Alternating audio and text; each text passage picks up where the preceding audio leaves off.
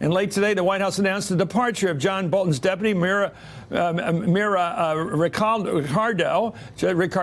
actually just one day after the First Lady of Melania's office called for her to be fired. An extraordinary step. There's a picture of her on the left. Chief of Staff John Kelly and Bolton had also clashed over his deputy, with NBC reporting that, according to 4 people familiar with this situation, quote, Bolton recently learned that Kelly has quietly mounted an effort to oust Ricardel and was furious.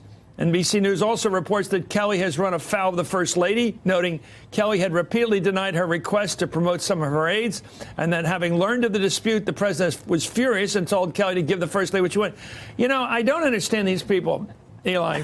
Why do they fight with First Ladies? Give it up. The First Lady sleeps with the President of the United States. Well, they normally do. They are, okay? They're close to him. The President relies on an emotional connection with the wife. I think we're all familiar with this pretty much. You don't, if Mama's not happy, nobody's happy. I don't understand why you go to war with why would the Chief of Staff mess with it? If she wants to promote some of her people inside, why would he say no? What's he get out of it, Kelly? Well, typically, the First Lady also isn't commenting on and releasing statements and trying to, have an influence on the personnel at the National Security Council. Well, because the NSA lady went over there, the deputy over there tried to ruin her trip. Well, that's one version. That's the First Lady's version of the story. Well, she wanted a seat on the plane. She didn't have her own plane. Can't the First Lady go on her own trip? Well, I mean, I don't know the particulars of what happened on that plane. But yes, it was a mess. But I think, this is a person on the NSC who's also had issues with Defense Secretary Mattis. I mean, there are a lot of issues. I think it gets back to the point that Tim was just making about the organization and the atmosphere that Trump creates. There is always backbiting. There is always rivalries. Trump sort of creates this climate where that just inevitably happens. And then, you see him as an executive not really wanting to pick a side or make a decision. And that continues to pit people against each other. Even after she put out that statement yesterday, the White House said, nope, she still works here. And it wasn't until tonight, that she was I've worked with people when I was in politics that like to have competing staff.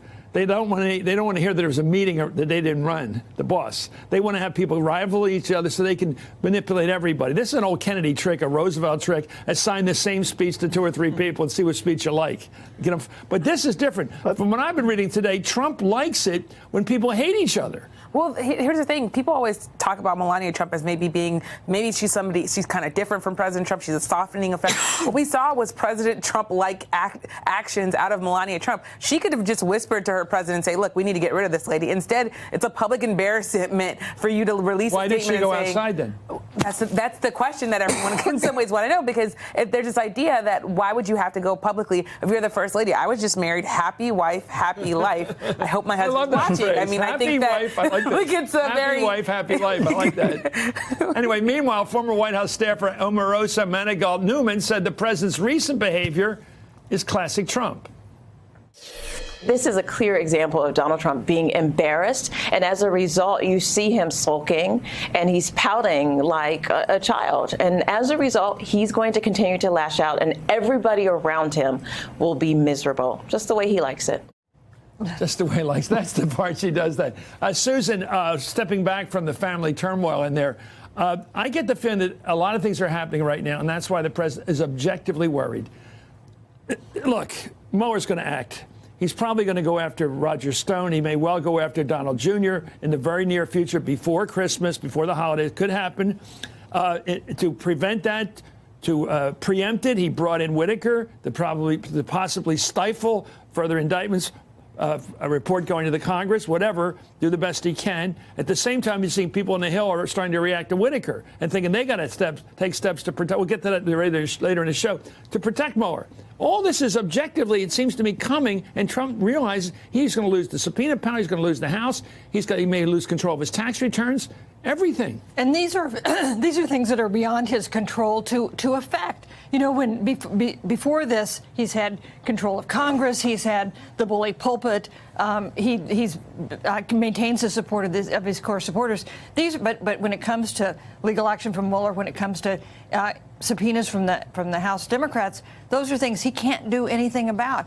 And I think you get this sense of growing realization about what that will exactly mean. I think during the campaign, it was not clear that the president understood how much difference in his life it was going to make if Democrats won the House, and I think that is dawning on him now. Yamiche, do you think this is like the guy who's been dumped on at work, he goes home and kicks the dog?